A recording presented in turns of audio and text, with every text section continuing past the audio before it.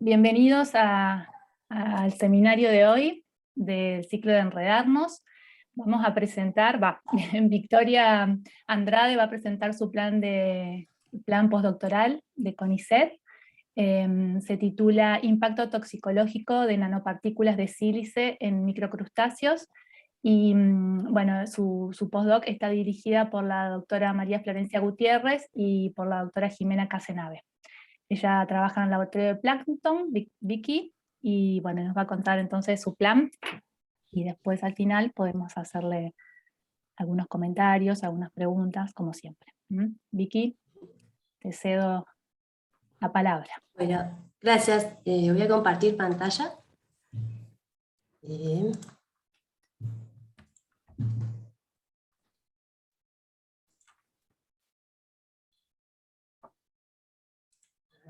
¿Se ve en pantalla grande?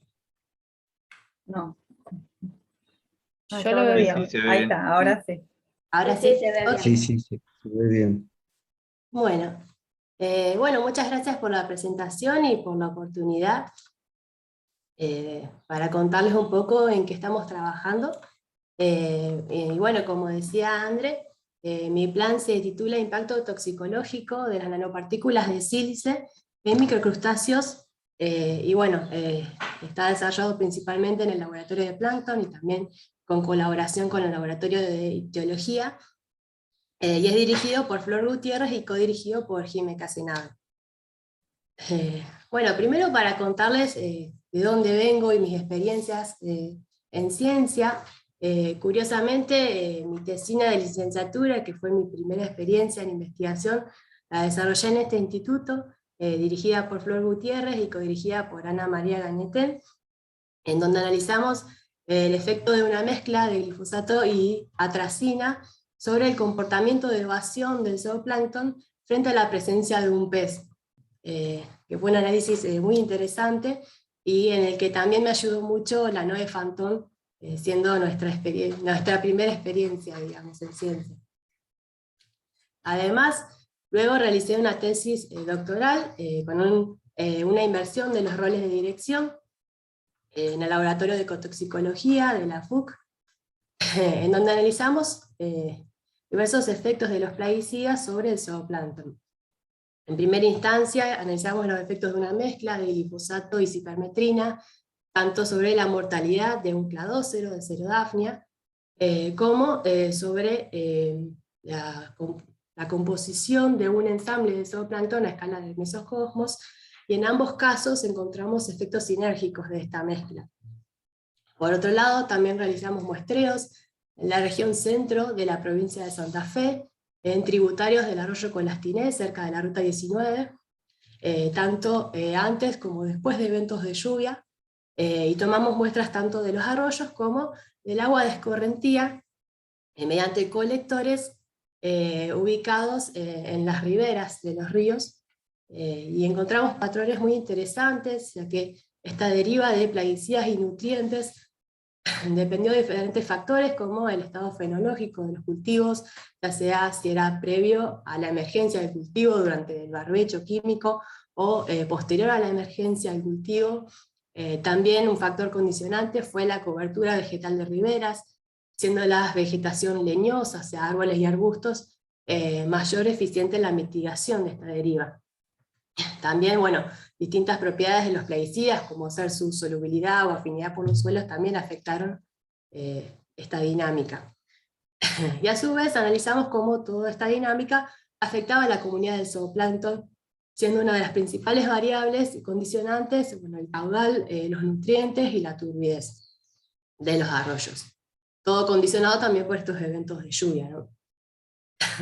Bueno, y en el medio también tuve la oportunidad de hacer un intercambio de cooperación científica en el marco del proyecto de la Reserva Natural del Oeste de la ciudad de Santa Fe, en el que también, como ya comentaron, participaron Ceci Verón y Pablo Bacheto. Bueno, y tuve la oportunidad de ir a Francia a trabajar con investigadores de allá, y bueno, como una de las principales problemáticas en esta reserva de Santa Fe eran los metales pesados, y un poco también insertándome en la línea de trabajo de los investigadores de Francia, realizamos una experiencia, entre otras cosas, analizando efectos de diferentes sedimentos contaminados con metales pesados sobre diferentes organismos de ambientes de agua dulce, y diferentes combinaciones de estos organismos según sus diferentes grupos funcionales o modos de alimentación, como son, bueno, biofilm, que realizamos con gemas, digamos, colonizadas con biofilm, también un anfípodo, un bivalvo y oligoquetos. En diferentes combinaciones, analizando cómo la bioturbación que realizan según los diferentes movimientos o comportamientos pueden afectar la bioacumulación de los metales en los otros organismos, o otras variables como las reservas energéticas de los mismos. Y bueno, todo esto me llevó a iniciar esta beca postdoctoral en este instituto, la cual se enmarca en el proyecto ICT, dirigido por Jime, que es de nanopartículas de sílice y su toxicidad en organismos acuáticos, el cual destaco que sus integrantes aportan aspectos muy diferentes, o no tan diferentes, pero que se interrelacionan de una forma interesante y hacen que el abordaje sea más completo, ¿no? Ya sea, bueno, las chicas de peces y su gran experiencia en lo que es el estrés oxidativo y en las nanopartículas, también apoyadas por Martín de Simone, que es un químico de la UBA, que colabora con la caracterización de estas nanopartículas, y bueno, y todo el aporte que hace Flor, principalmente del trabajo con microcrustáceos, de análisis de su ciclo de vida, comportamiento y diferentes interacciones. Bueno, a modo de introducción, las nanopartículas se caracterizan por tener un tamaño menor a los 100 nanómetros, como para hacerlo de forma más gráfica, por ejemplo, si la Tierra tuviera un diámetro de 1 metro, un arándano, por ejemplo, tendría 1 nanómetro, o podemos decir que en 1 milímetro también entrarían 1.000.000 de nanómetros. Bueno, y esta propiedad les aporta una mayor relación superficie-volumen, lo cual hace que posean propiedades específicas diferentes de los materiales de igual composición, pero de escalas superiores, dándoles mayor reactividad y movilidad. Y todas estas propiedades características hacen que sean muy atractivas para aplicar en numerosas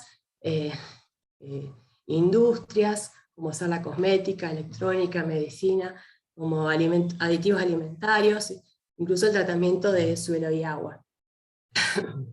Y esta gran cantidad de aplicaciones produjo un gran aumento en la producción de estas nanopartículas, lo cual conlleva a su inevitable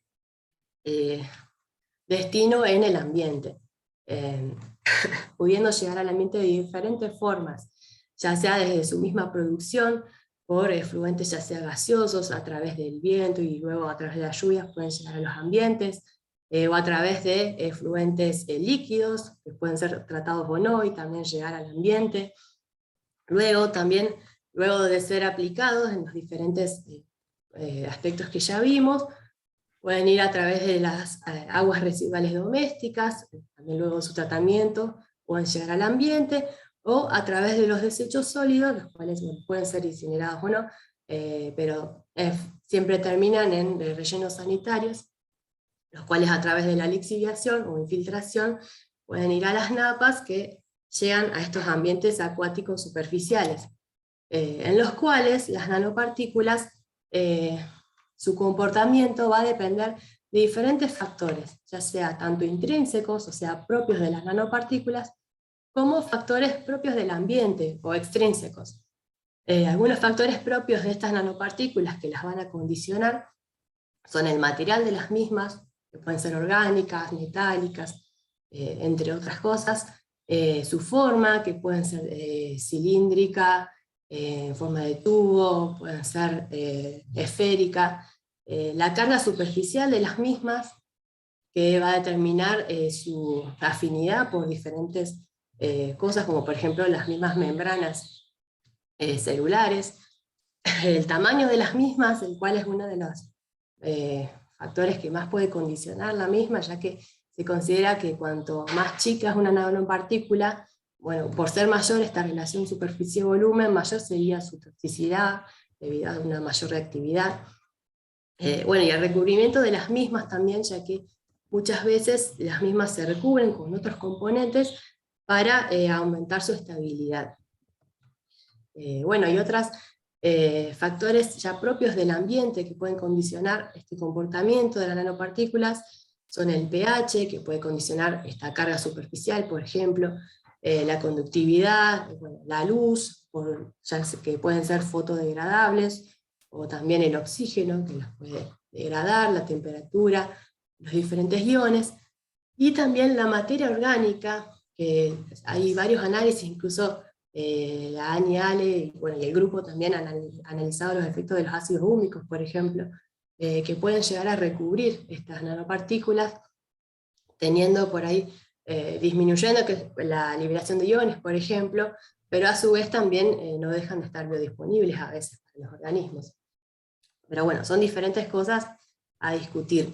Y en este mismo ambiente, el zooplancton está expuesto a estas nanopartículas, y esta comunidad es un eslabón trófico intermediario, ya que se alimentan de algas, materia orgánica de suspensión, detritus, y forman parte del alimento de peces pequeños o juveniles, de macroinvertebrados, de aves. Entonces, contribuyen en gran medida al ciclado de los nutrientes y al flujo de energía de estos ambientes.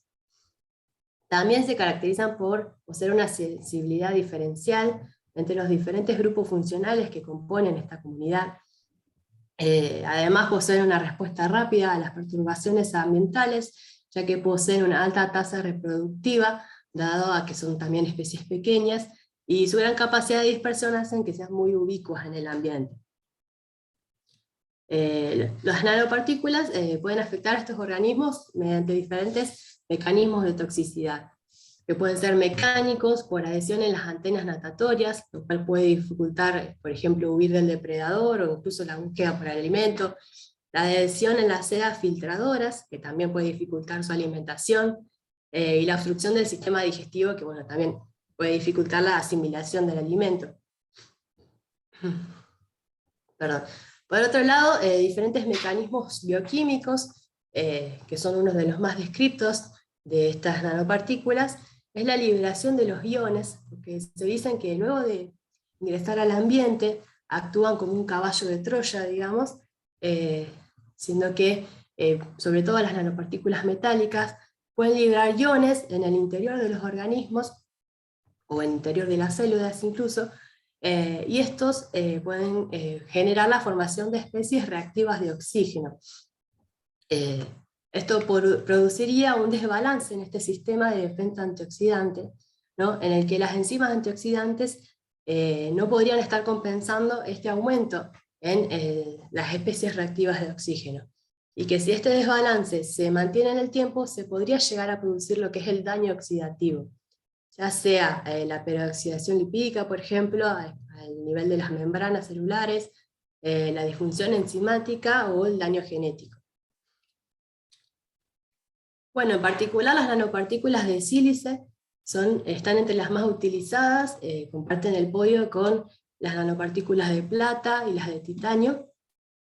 Bueno, también tienen diferentes aplicaciones, como son filtros solares, cosméticos, bueno, incluso la producción de fármacos, la detección y tratamiento del cáncer. Pueden tener diferentes formas, cristalinas, amorfas y mesoporosas, y su toxicidad es un tema de debate, ya que muchos consideran que por ser el sílice, que uno dice es súper abundante en el ambiente, muchos dicen que es un compuesto inerte, pero justamente esta propiedad de las nanopartículas, esta característica de su dimensión diferencial, puede hacer que estas sean o sea, que tengan efectos que no son observados por el componente natural. Entonces hay trabajos que demuestran que sí tienen efectos sobre la biota. Así que bueno, en medio de todo esto, la mayoría de los estudios realizados fueron realizados sobre la especie Daphnia magna, la cual es, bueno, una especie de cladócero, que, bueno, como muchos conocerán, es una especie test que está estandarizada, pero que no es representativa de la gran diversidad de rasgos funcionales o de grupos funcionales del zooplancton. Tampoco se han analizado muchas interacciones entre estas especies y cómo estas nanopartículas afectan al comportamiento de las especies. Tampoco se han analizado mucho los diferentes factores ambientales que mencionábamos y cómo pueden afectar a la toxicidad de las nanopartículas. Y por otro lado, las concentraciones ambientales resulta difícil estimarlas, ya que no hay al momento estudios para detectarlas en el ambiente. Pero sí nos podemos guiar por diferentes predicciones que hay sobre cuál sería su concentración tentativa en el ambiente. Y bueno, gran parte de este bache de información ha sido descrito en un review que hicimos con el grupo de trabajo, que es muy interesante por si lo quieren chusmear. Bueno, en este marco los objetivos del trabajo fueron evaluar y comparar la toxicidad de diferentes tamaños de nanopartículas de sílice en microcrustáceos de agua dulce, analizando su toxicidad aguda, o sea, su efecto en la mortalidad de los organismos, su efecto en el comportamiento natatorio y el estrés oxidativo que pueden producir.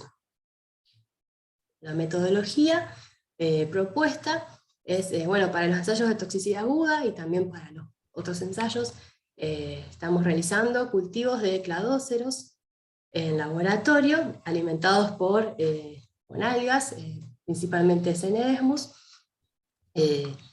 Y bueno, en este momento tenemos dos cultivos, uno de Cereodasmia reticulata, que es un cladócero que es muy abundante en nuestros ambientes, y otro que es el Chidorus eurinotus, que es más pequeño y es un quidórido. Este es un dáfnido, y tienen comportamientos diferentes, tanto natatorios como del compartimiento del ambiente que habitan. El Chidorus por ahí es un poco más bentónico, entre otras cosas. Bueno, y la idea es poner estos organismos a distintos tamaños de nanopartículas de sílice en diferentes concentraciones para estimar la concentración que causa el 50% de la mortalidad de esta población de organismos, que sería como un estándar para comparar estos compuestos con otros estudios. Bueno, luego también vamos a realizar diferentes ensayos de comportamiento natatorio, los cuales también se va viendo mucho sobre la marcha, cómo ir adaptándolo a cada especie y a cada según su comportamiento. Una idea primero es realizar filmaciones de los organismos en cajas de Petri, analizar los diferentes movimientos o velocidades de natación. También se pueden realizar trabajos en bateas cuadradas, donde al poner los organismos en un círculo central que después es retirado, se observa cómo se mueven, siendo el comportamiento natural que se agrupan en los rincones. Y bueno, también trabajando con los diferentes tamaños de nanopartículas. Y por otro lado vamos a hacer ensayos de exposición hasta tamaños de nanopartículas para analizar diferentes enzimas antioxidantes y también la peroxidación lipídica, que es un indicador de daño oxidativo. Pero bueno, a todo esto todavía estamos esperando la nanosílice, y es por esto que decidimos no quedarnos de brazos cruzados. Bueno, esto es también debido a la pandemia y las diferentes dificultades que nos trajo, como a todos yo creo. Entonces dijimos, bueno, nos pusimos a trabajar igual en otras cosas con las nanopartículas que tenían las chicas, que eran las de plata. Y como son de las más utilizadas, también hay muchísima más información disponible de estas nanopartículas.